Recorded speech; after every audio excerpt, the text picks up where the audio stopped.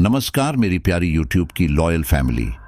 मैं हूं mister x और आज के पॉडकास्ट में बहुत ही डरावनी और दर्द भरी कहानी लेकर के आया हूं। आज की कहानी दिल्ली की एक शापित सड़क की है जिस पर आने जाने वाले लोगों का अक्सर एक्सीडेंट होता रहता है।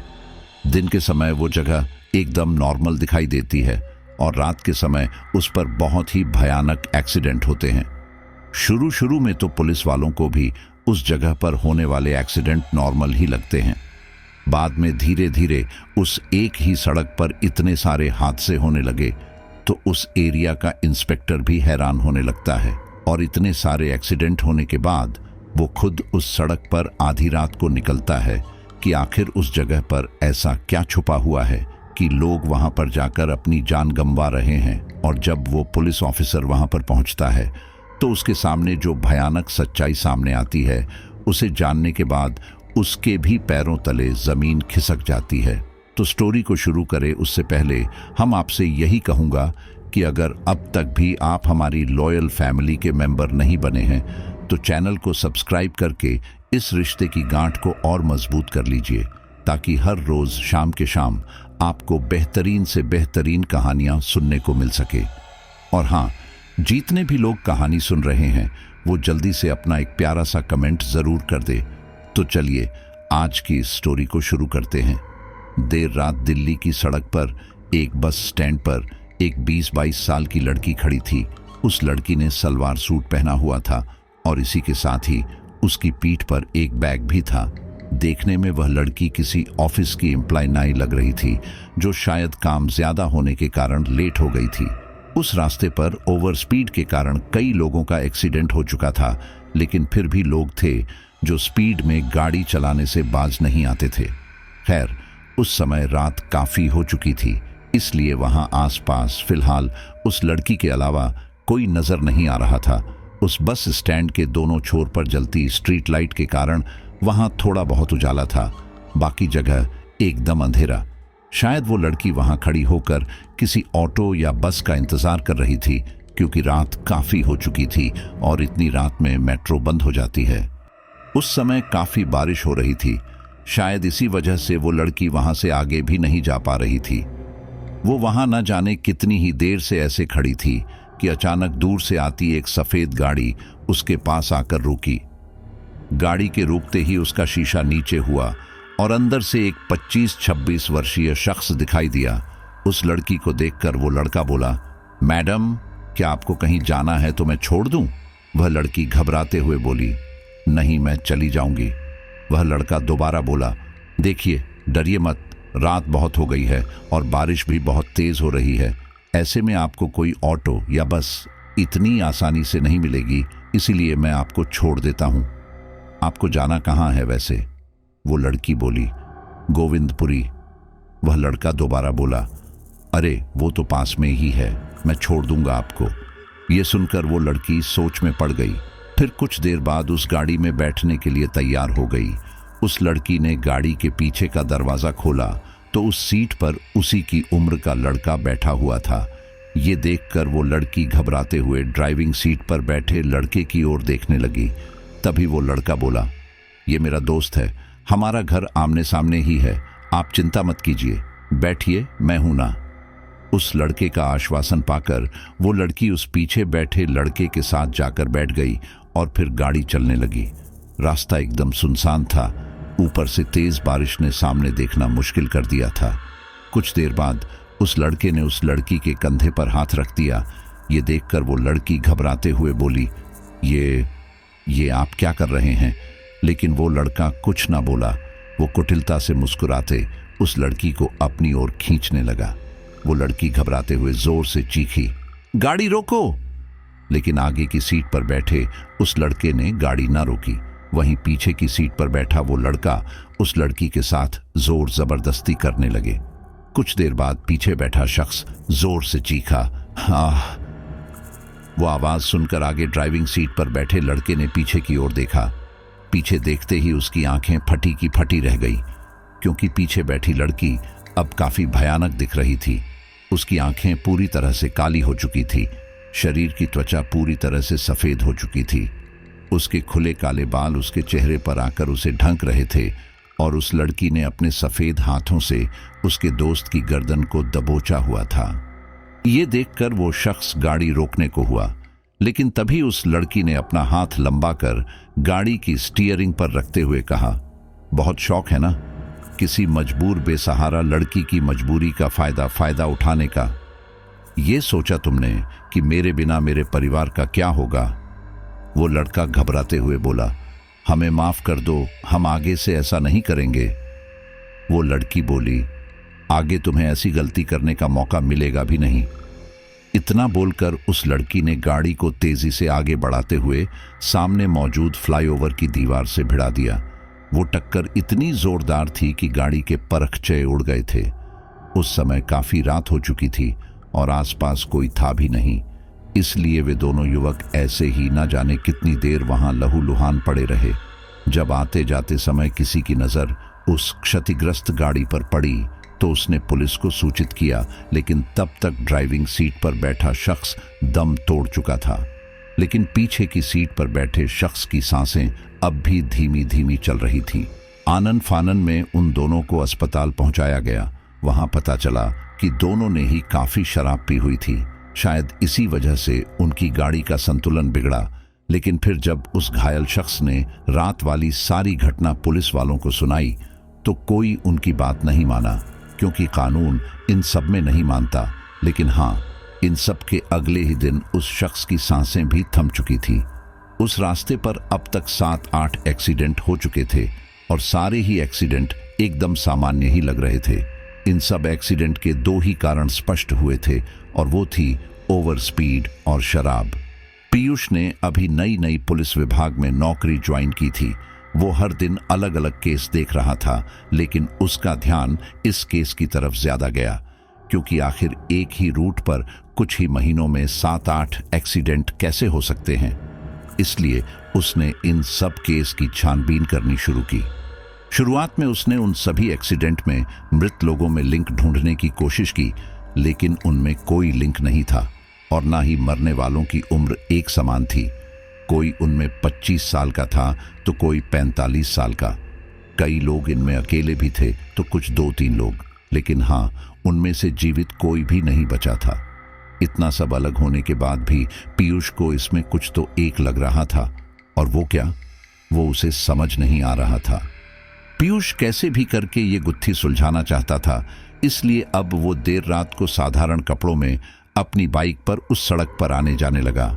इसी दौरान एक दिन सड़क पर कुछ आगे चलकर उसे एक क्षतिग्रस्त गाड़ी दिखाई दी। उस गाड़ी को देखकर पीयूष ने अपनी बाइक रोकी और फिर दौड़कर उस गाड़ी के पास गया। वहां जाकर उसने देखा कि गाड़ी में खून से लथपथ 3 लोग थे। उसने उन तीनों की नब्ज टटोली।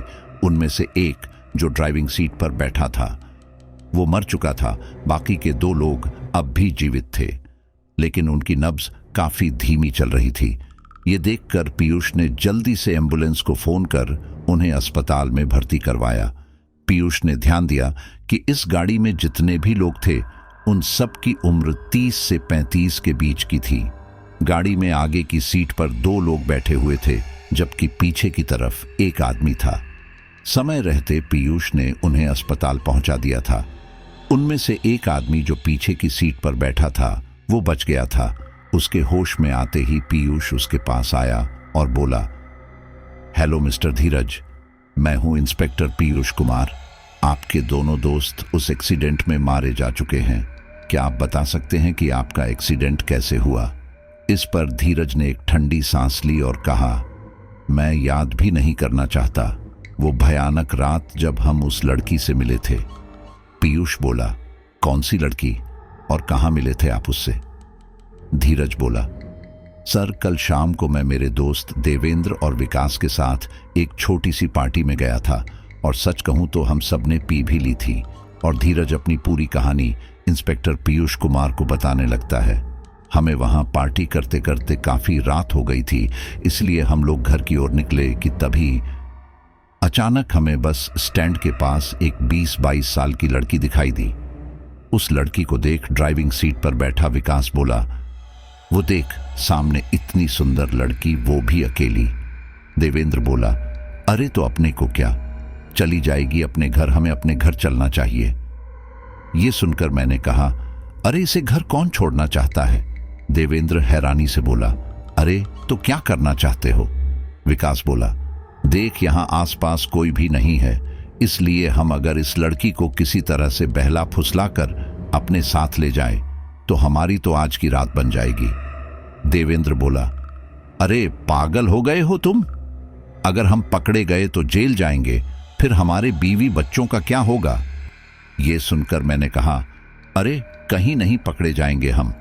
इस लड़की को देखकर ही लग रहा है कि ये लड़की किसी ऑफिस से लेट नाइट शिफ्ट खत्म करके आ रही है और कपड़ों से भी ये कोई साधारण परिवार की लड़की लग रही है। अगर हम पकड़े भी गए तो पैसे खिलाकर मामला रफा दफा कर देंगे। विकास बोला, और क्या लाइफ में ऐसा मौका बार बार नहीं मिलता? उसके बाद हम दोनों ने देवेंद्र की एक न सुनी और गाड़ी उस लड़की के पास आकर रोक दी। गाड़ी के रुकते ही वो लड़की थोड़ी घबरा गई, लेकिन फिर मैं बोला, अरे डरो नहीं, तुम इतनी रात में यहाँ अकेली थी, इसलिए तुम्हारी सहायता करना चाहते हैं। वह लड़की थोड़ा घबराते हुए बोली, नहीं, थोड़ी देर में ऑटो या बस आ जाएगा तो मैं उससे चली जाऊंगी। तभी विकास बोला, इतनी रात में कोई ऑटो या बस नहीं मिलेगा और जमाना भी खराब है। इतनी रात गए एक जवान लड़की का ऐसे बाहर रहना ठीक नहीं है। चलो हम छोड़ देते हैं। ये सुनकर वो लड़की मान गई और गाड़ी के पीछे की सीट पर मेरे बगल में आकर बैठ गई। गाड़ी अपनी गति से दोबारा चलने लगी। कुछ आगे चलकर विकास ने पूछा, कहाँ जाना है तुम्हें? वह लड़की घबराते हुए बोली, जी गोविंदपुरी।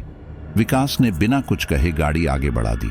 कुछ देर बाद उस लड़की को मेरे मुंह से शराब की एक तेज गंध आई। वह लड़की अपना हाथ अपने मुंह पर रखकर बैठ गई। कुछ देर बाद विकास बोला, पहले कौन? मैंने कहा, पहले मैं। और ये बोलकर मैं उस लड़की के ऊपर किसी भेड़िए की तरह झपटा। तभी वो लड़की लगभग चिल्लाते हुए बोली, ये आप क्या कर रहे हो?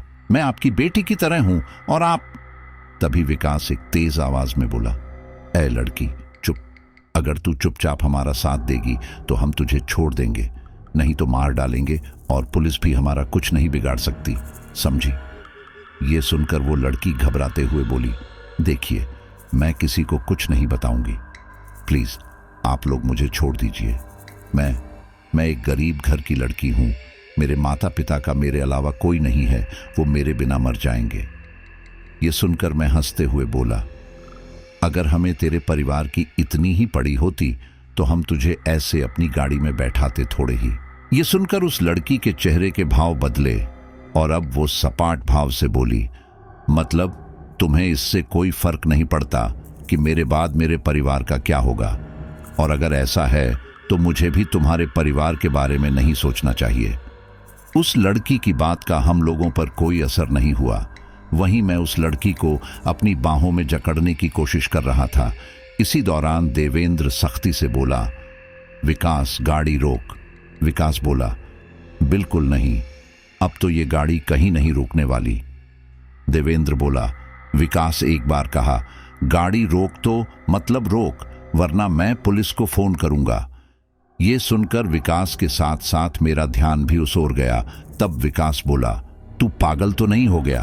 तू इस 2 टके की लड़की के लिए बरसों पुरानी दोस्ती तोड़ेगा? देवेंद्र सख्त लहजे में बोला, तुम्हें जो समझना है समझो, लेकिन इस लड़की को गाड़ी से उतारो अभी इसी वक्त। ये सुनकर विकास ने पुलिस के डर से गाड़ी रोकी। वहीं मैं भी उस लड़की को छोड़कर आंखें फाड़े देवेंद्र को ही देख रहा था।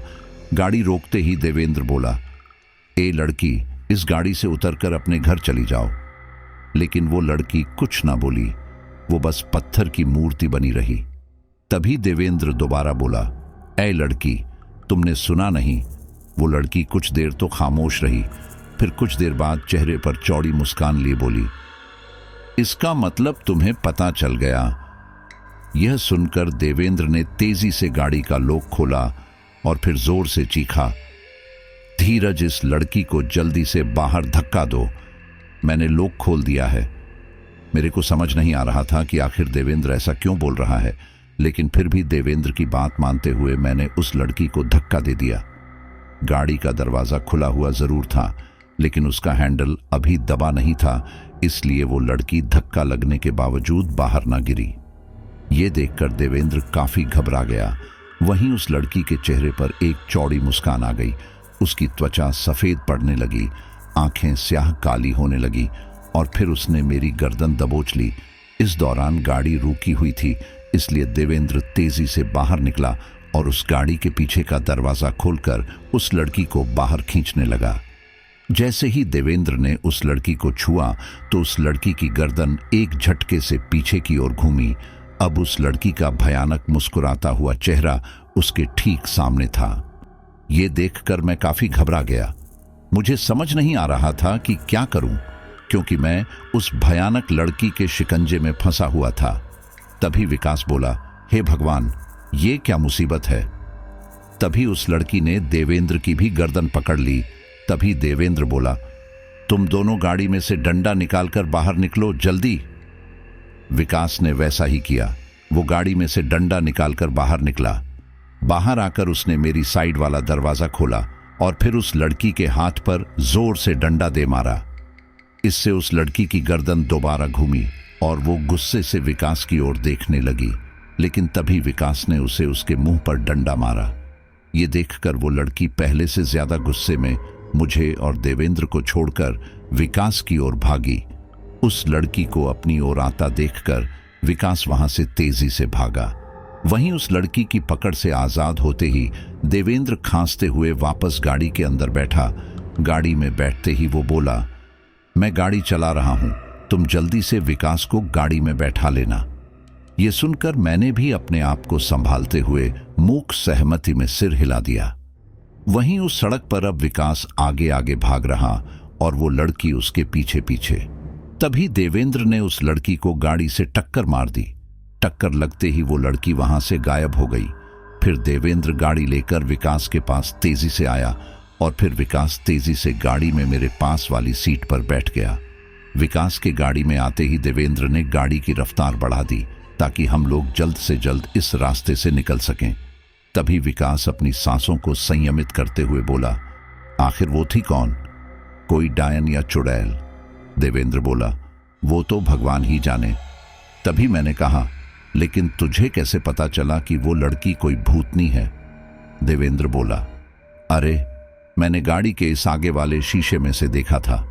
पीछे की सीट पर सिर्फ धीरज ही दिख रहा था, इसलिए मैं समझ चुका था कि ये कोई भूतनी है। विकास बोला, हे भगवान, आज तो अच्छा फंसे, सारा नशा उतर गया मेरा तो। देवेंद्र बोला, चल छोड़ इस बात को, अब हमें जल्दी से इस रास्ते से बाहर निकलना होगा क्योंकि ये रास्ता सही नहीं है। ये सुनकर मैं और विकास एक दूसरे का मुंह ताकने लगे। फिर मैंने कहा, क्यों, इस रास्ते से तो हम दिन में भी निकलते हैं। देवेंद्र बोला, हाँ, लेकिन दिन में यहां इतने एक्सीडेंट नहीं होते जितना रात में होते हैं। मैं हैरानी से बोला, क्या मतलब? देवेंद्र बोला, मतलब ये कि मैं आए दिन अखबार और टीवी में देख रहा हूं कि इस रास्ते पर देर रात एक्सीडेंट होते रहते हैं। इसका कारण किसी को समझ नहीं आया, लेकिन पुलिस का कहना है कि ये सब ओवर स्पीड की वजह से हुआ होगा। लेकिन अब तो मुझे लगता है कि ये जरूर इसी भूतनी का किया धरा है। विकास हैरानी से बोला, हे भगवान, आज तो अच्छा फंसे, पता नहीं हमने क्या बिगाड़ा है इसका जो ये हमारे पीछे पड़ी है। देवेंद्र बोला, अब तुम दोनों तो ये बात बोलो ही मत, बड़ा लार टपकाते हुए गाड़ी रोकी थी ना, अब लो। अरे तुम्हारे चक्कर में तो मैं भी फंस गया यहां। मैंने कहा, डरो मत, अब वो लड़की यहां नहीं है, इसलिए हम बच जाएंगे। थोड़ी देर में हम सब घर पर होंगे। ये सुनकर देवेंद्र सामने की ओर देखते हुए बोला, मुझे नहीं लगता। हम दोनों कुछ बोलते इससे पहले ही हमारी नजर सामने की ओर पड़ी। सामने वही बस स्टैंड था जिस पर से हम तीनों ने उस लड़की को लिफ्ट दी थी और वो लड़की भी वैसे ही वहां खड़ी थी। ये देखकर देवेंद्र का पैर गाड़ी के ब्रेक पर जाने लगा, लेकिन तभी विकास जोर से चीखा, नहीं देवेंद्र, गाड़ी मत रोकना। उसकी आवाज सुनकर देवेंद्र को मानो होश आ गया था। उसने पैर ब्रेक पर से हटाए और फिर गाड़ी की स्पीड बढ़ा थी। कुछ ही देर में हमारी गाड़ी उस बस स्टैंड से आगे निकल गई। मैंने हिम्मत करके पीछे के कांच से उस दूर जाते बस स्टैंड की ओर देखा तो भय से मेरी आंखें चौड़ी हो गई। क्योंकि वो लड़की हमारी गाड़ी के पीछे ही भाग रही थी। ये देखकर मैं जोर से चीखा, देवेंद्र गाड़ी भगा जल्दी, वो लड़की हमारे पीछे ही आ रही है। ये सुनकर देवेंद्र ने गाड़ी की रफ्तार बढ़ा दी। कुछ ही देर में हमारी गाड़ी ने उस लड़की को पीछे छोड़ दिया और अब वो लड़की हमारी आंखों से ओझल हो चुकी थी। ये देखकर हम तीनों ने राहत की सांस ली, लेकिन फिर विकास देवेंद्र पर चिल्लाया, ये तुम हमें उसी रास्ते पर वापस क्यों ले आए? देवेंद्र बोला, मैंने जानबूझकर नहीं किया, मैंने तो सही रास्ता ही लिया था, लेकिन पता नहीं कैसे मैं वापस उसी रास्ते पर आ गया। तब मैंने कहा, देखो अब यहां से सीधा जाकर राइट ले लेना, फिर हम फ्लाईओवर क्रॉस कर लेंगे। देवेंद्र ने स्वीकृति की मुद्रा में सिर हिला दिया। हम तीनों ही इन सब से काफी घबराए हुए थे। हम बस किसी तरह से यहां से निकलना चाहते थे। मेरे कहे अनुसार देवेंद्र ने सीधे चलकर राइट लिया और अब हम तीनों फ्लाईओवर आने की प्रतीक्षा करने लगे। लेकिन तभी हमारी नजर जब सामने गई तो हमारी आंखें भय से फैल गईं, क्योंकि सामने वही बस स्टैंड था और बस स्टैंड पर वही लड़की भयानक तरीके से मुस्कुराते हुए खड़ी थी। उस लड़की को देखते हुए दोबारा देवेंद्र के हाथ स्वत ही ब्रेक की ओर बढ़ने लगे, लेकिन फिर तभी मैं जोर से चीखा, नहीं देवेंद्र, ब्रेक मत लगाना। ये सुनकर देवेंद्र वापस यथार्थ की दुनिया में आया और फिर गाड़ी फुल स्पीड में चलाने लगा। कुछ ही देर में हमारी गाड़ी वापस उस बस स्टैंड से आगे निकल गई, लेकिन वो लड़की उस गाड़ी के पीछे भागने लगी थी। मेरी और विकास की नजरें उसी लड़की की ओर थी। वो लड़की भयानक ढंग से मुस्कुराते हुए हमारी गाड़ी के पीछे भाग रही थी। वहीं देवेंद्र लगातार तेजी से गाड़ी भगा रहा था। कुछ देर बाद वो लड़की पीछे छूटने लगी और देखते ही देखते वो आंखों से ओझल हो गई। ये देखकर विकास ने राहत की सांस ली और देवेंद्र पर चिल्लाते हुए कहा, ये तुम क्या कर रहे हो देवेंद्र? क्या तुम हमें मरवाना चाहते हो? देवेंद्र बोला, अरे मैंने क्या किया? विकास बोला, तुम बार बार इसी रास्ते पर गाड़ी क्यों ला रहे हो? देवेंद्र बोला, मैं ये जानबूझकर नहीं कर रहा, मैं उसी रास्ते पर चल रहा हूं जहां तुम दोनों ने कहा था। विकास बोला, फिर तुम बार बार उस लड़की के पास गाड़ी क्यों रोकने की कोशिश कर रहे थे? देवेंद्र बोला, पता नहीं मुझे क्या हो जाता था वहां, मेरे हाथ अपने आप ही ब्रेक की ओर बढ़ जाते थे। तब विकास बोला, तुम हटो वहां से, मैं खुद ही गाड़ी चलाकर यहां से निकाल लूंगा, तुम्हारे भरोसे रहे तो हम सारे यहीं मरेंगे। ये बोलकर विकास पीछे की सीट से गाड़ी के आगे की तरफ आया।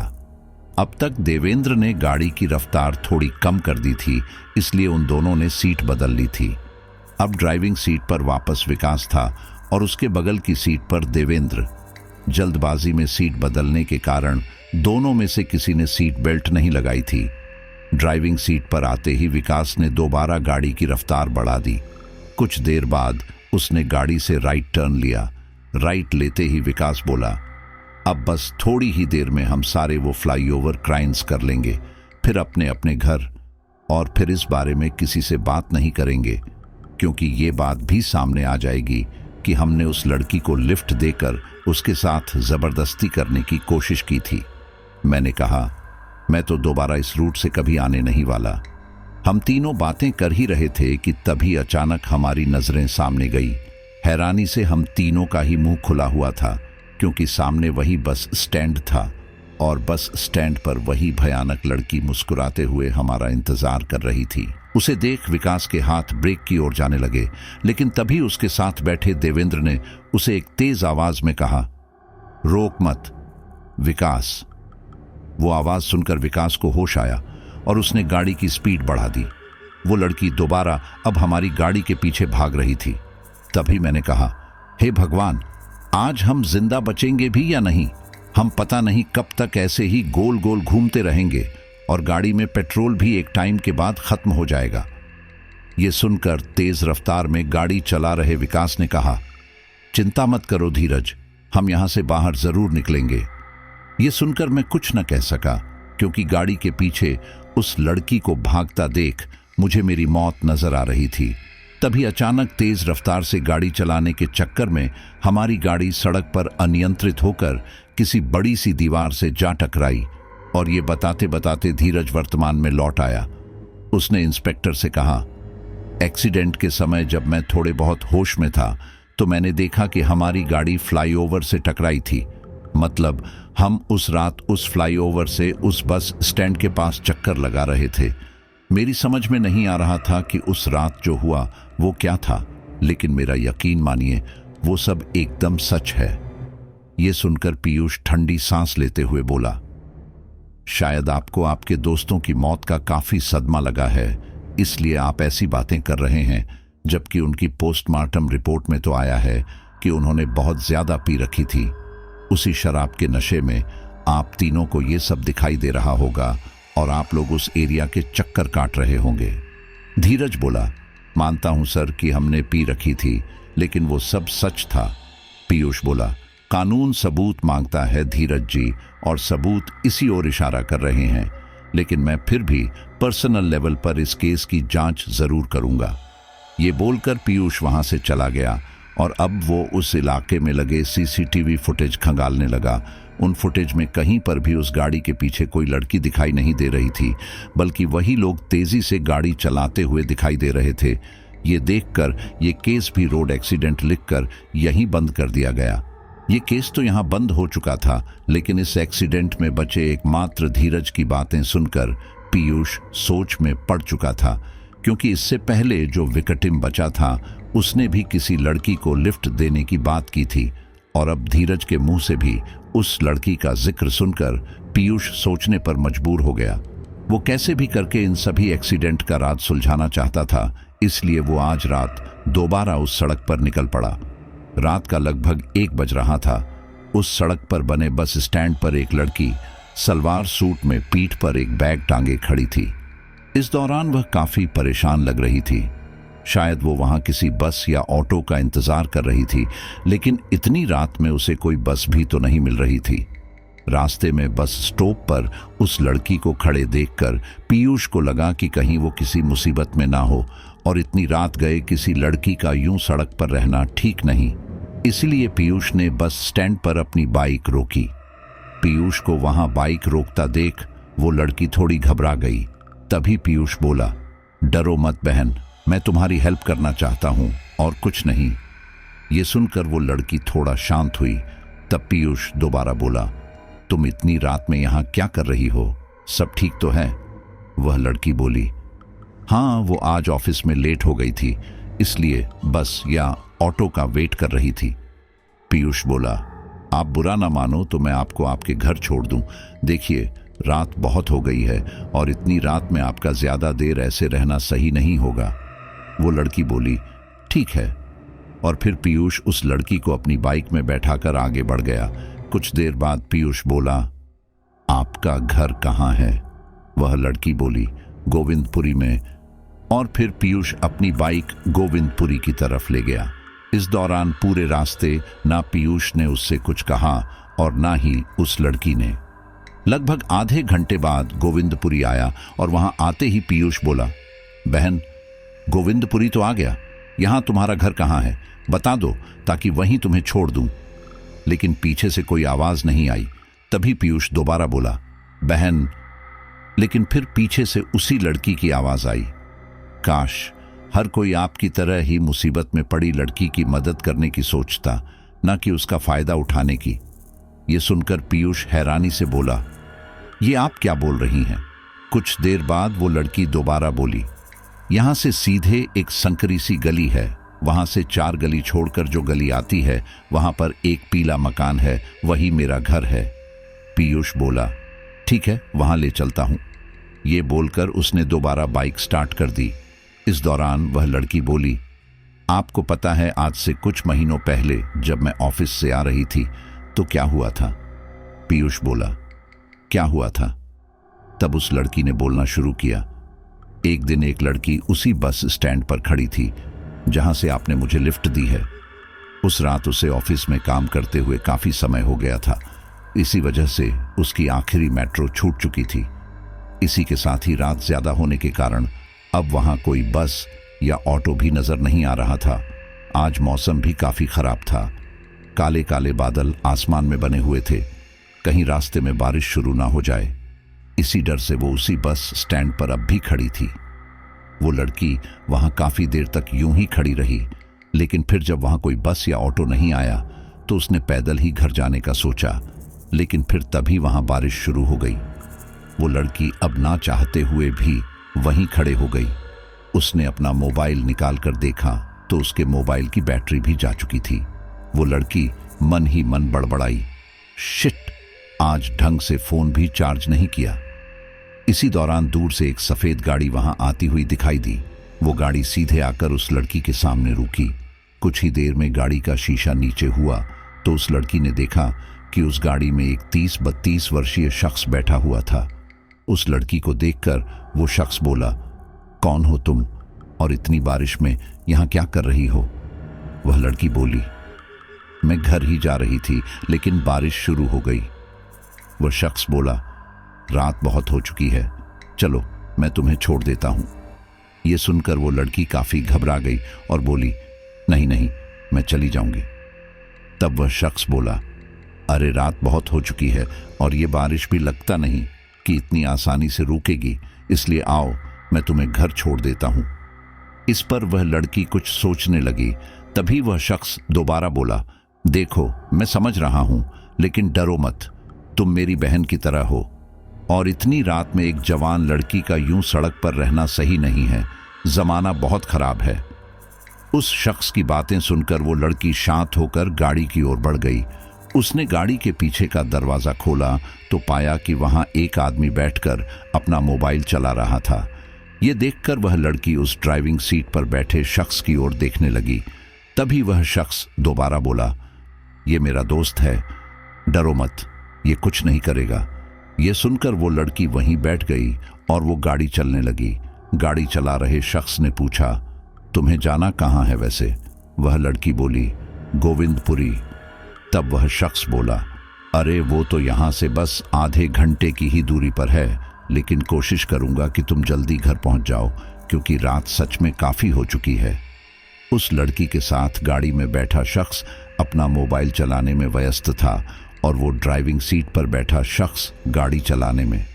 वो लड़की आगे देखे जा रही थी कि तभी अचानक उनकी गाड़ी रुकी। गाड़ी रुकता देखकर वह लड़की उस शख्स की ओर हैरानी से देखने लगी, लेकिन वो शख्स कुछ न बोला।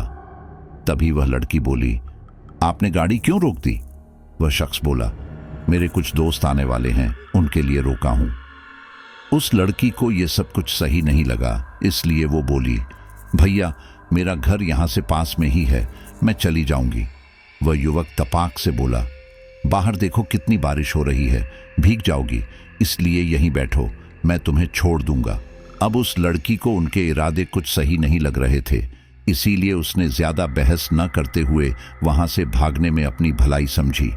उसने तेजी से दरवाजे को धक्का दिया और फिर गाड़ी से बाहर की ओर भागी। ये देखकर गाड़ी में बैठे दोनों आदमी भी गाड़ी से उतरकर उसके पीछे भागे। उन दोनों को अपने पीछे भागता देख वो लड़की समझ चुकी थी कि वो कितनी बड़ी मुसीबत में फंस चुकी थी, इसलिए वो भगवान का नाम लेते हुए निरंतर भाग रही थी। कुछ दूर जाकर उस लड़की के सामने दो आदमी आ गए। उन्हें देखकर वो लड़की गिड़गिड़ाते हुए बोली, प्लीज मेरी हेल्प कीजिए, दो लोग मेरे पीछे पड़े हैं।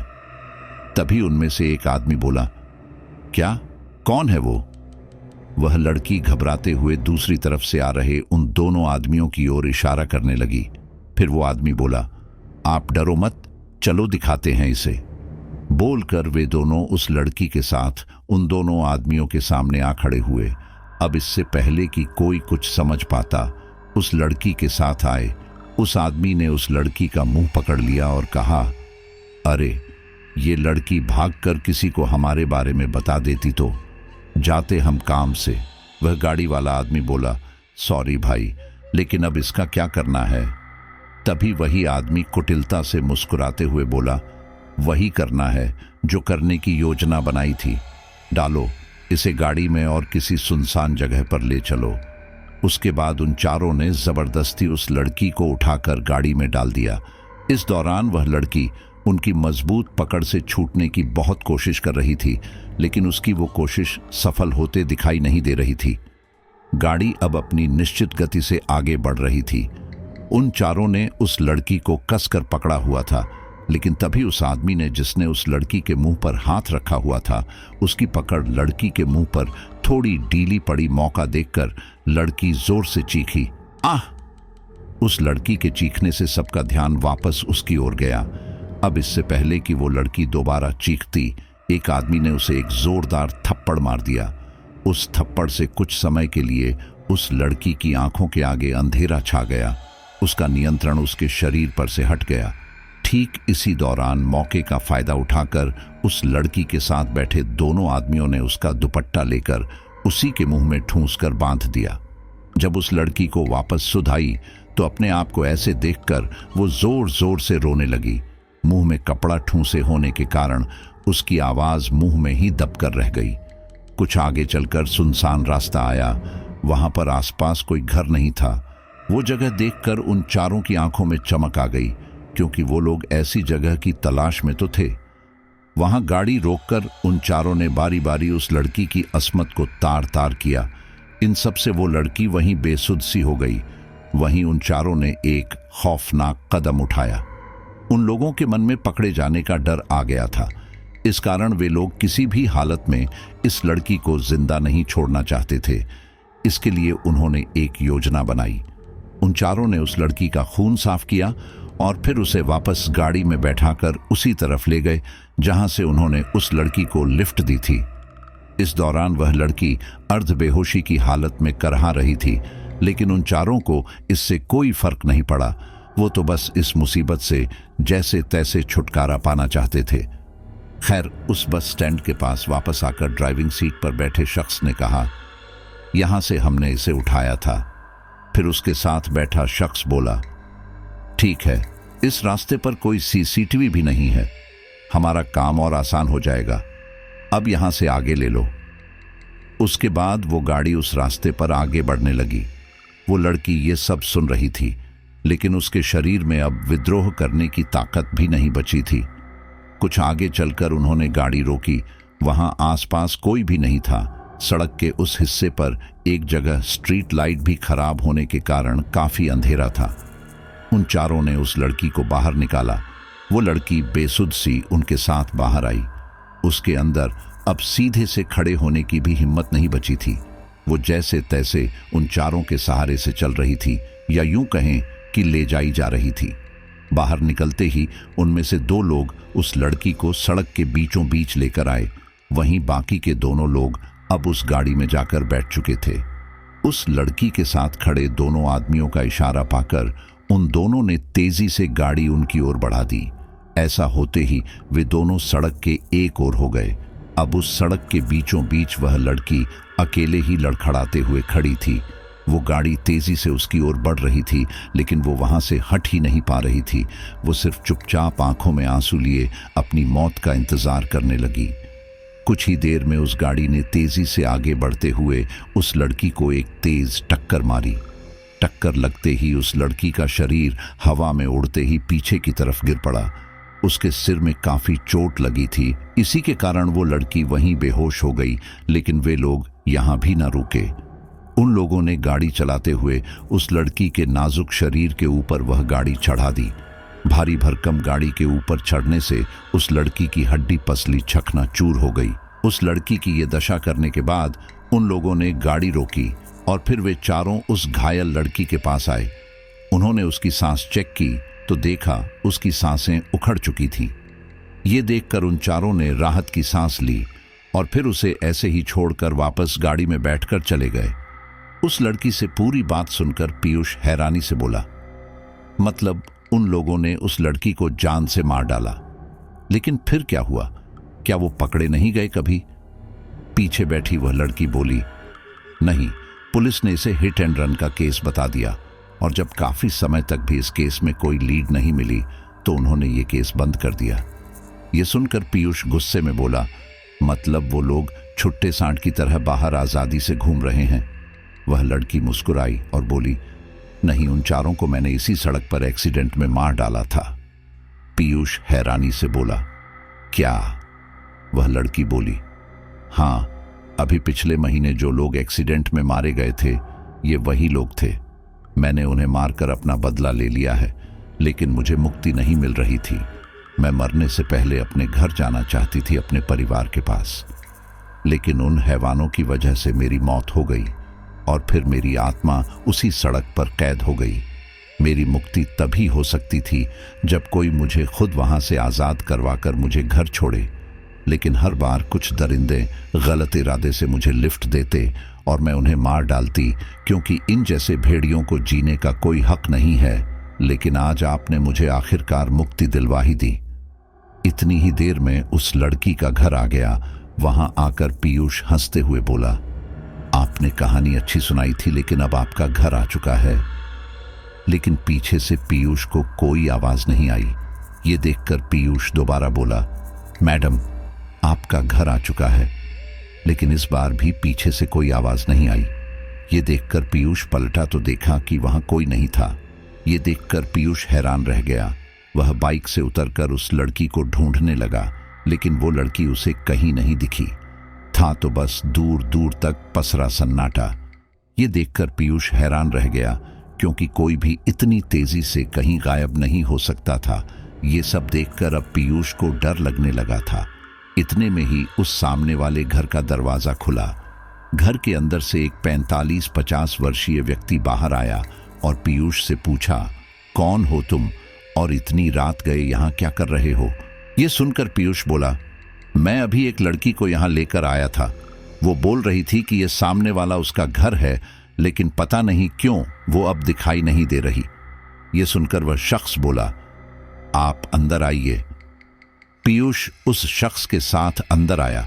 अंदर आकर उस शख्स ने सामने की दीवार की ओर इशारा करते हुए कहा, क्या यही वो लड़की थी? उस दीवार पर एक लड़की की फोटो टंगी थी। उस फोटो पर एक हार भी चढ़ाया हुआ था। वो फोटो देखकर पीयूष हैरान रह गया और बोला, हाँ यही तो वो लड़की है, लेकिन इसकी फोटो पर हार क्यों चढ़ा हुआ है? वह शख्स बोला, ये मेरी बेटी है अनीता। कुछ समय पहले एक रोड एक्सीडेंट में ये मारी गई थी। ये सुनकर पीयूष एकदम हैरान रह गया था। उसे समझ नहीं आ रहा था कि ये सब सच है या सपना। पीयूष ने अनीता के पिता को नमस्ते किया और फिर तेजी से अपनी बाइक पर बैठकर वहां से निकल गया। पूरे रास्ते वो आज रात हुई घटना के बारे में ही सोचता रहा। फिर अगले दिन वो दोबारा से उस सड़क पर रात को गश्त लगाने लगा, लेकिन अब वहां रात के समय कोई एक्सीडेंट नहीं होते। शायद इस सड़क पर लोगों का एक्सीडेंट करवाने वाली अनीता की आत्मा को हमेशा के लिए मुक्ति मिल चुकी थी। तो साथियों, हमारी आज की ये स्टोरी यहीं पर कंप्लीट होती है और इस पूरी घटना को जानने के बाद आपके सामने एक लड़की की दर्द भरी कहानी है। लेकिन साथियों, ये केवल एक लड़की की कहानी नहीं है। आधी रात को दिल्ली की सड़कों पर या कहीं देश में, और कोई भी सड़क हो, तो ऐसे हादसे होना आजकल नॉर्मल बात हो गई है।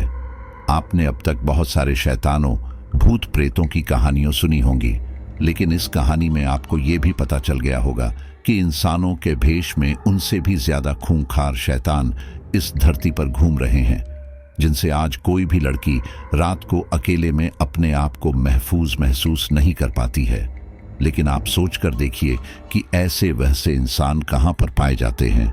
साथियों, ये कहीं और नहीं पाए जाते, बल्कि ये शैतान आपके अंदर ही छुपे हुए होते हैं। हम बाहर से तो अपने आप को अच्छा दिखाने की कोशिश करते हैं, लेकिन जब आपने सामने भोग विलास की वस्तु देखते हैं तो अपने आप से नियंत्रण हट जाता है और हम भी उन्हीं दरिंदों के जैसे बनने में बिल्कुल भी टाइम नहीं लगाते। जैसे हम अपनी बहन को इस दुनिया में सुरक्षित देखना चाहते हैं, लेकिन क्या दूसरों की बहन के लिए भी हमारे मन में यही विचार आते हैं? तो इसके लिए अपने अंदर के उस वहशीपन को बाहर आने से रोकना होगा और उसे अंदर ही अंदर खत्म करना होगा। अपना व्यक्तित्व ऐसा बनाना होगा कि आपके साथ खड़े होने में किसी की माँ और बहन अपने आप को सुरक्षित महसूस करें। और आज भी जिस अनीता की कहानी हमने सुनी है, उसके इंसानी शरीर को उन दरिंदों के द्वारा नोचने के बाद जब वो आत्मा के रूप में उस सड़क पर भटक रही थी, तब वो अपनी मुक्ति के लिए अपने घर पर जाना चाहती थी। लेकिन तब भी उसे कोई ऐसा नहीं मिला जो उसे सही सलामत उसके घर तक पहुंचा सके। जब वो एक आत्मा के रूप में थी, तब भी उसके शरीर को नोचने की पूरी कोशिश की गई, तो मैं समझता हूं कि इस स्टोरी के माध्यम से जो मैसेज मैं आप लोगों तक पहुंचाना चाहता हूं उसको आप बखूबी समझ चुके होंगे। हालांकि मैं जानता हूं कि बहुत ही कम लोग ऐसे होते हैं जो आखिर तक कहानी को सुन रहे होते हैं, लेकिन अगर आप इस कहानी को अंत तक सुन रहे हैं तो लिखिए, हम हैं मिस्टर एक्स की लॉयल फैमिली जो आखिर तक सुनते हैं पूरी स्टोरी, और फिर आपका नाम मैं अगली स्टोरी में जरूर लूंगा। चलिए अब हम अपने लॉयल फैमिली मेंबर्स के नाम लेते हैं। कुसुम मिश्रा, छत्तीसगढ़। अपर्णा कामले, महाराष्ट्र। सुषमा, नेपाल। नीतू दास, असम। अभिषेक कुमार पटेल, छत्तीसगढ़। तैयब अंसारी, दुबई। मीनाक्षी राणा, हल्द्वानी। मुस्कान, हिमाचल। ज्योति गुरुंग, दार्जिलिंग। आरुष मिश्रा, रेवती, कर्नाटक। आरती चौहान, उत्तर प्रदेश। डी के सिंह, गोमती नगर। चलिए आप सभी का बहुत बहुत धन्यवाद। और आखिर में मैं धन्यवाद कहूंगा ममता सहाय का, जिन्होंने आपके लिए ये स्टोरी तैयार की है। मिलते हैं अगली स्टोरी पर।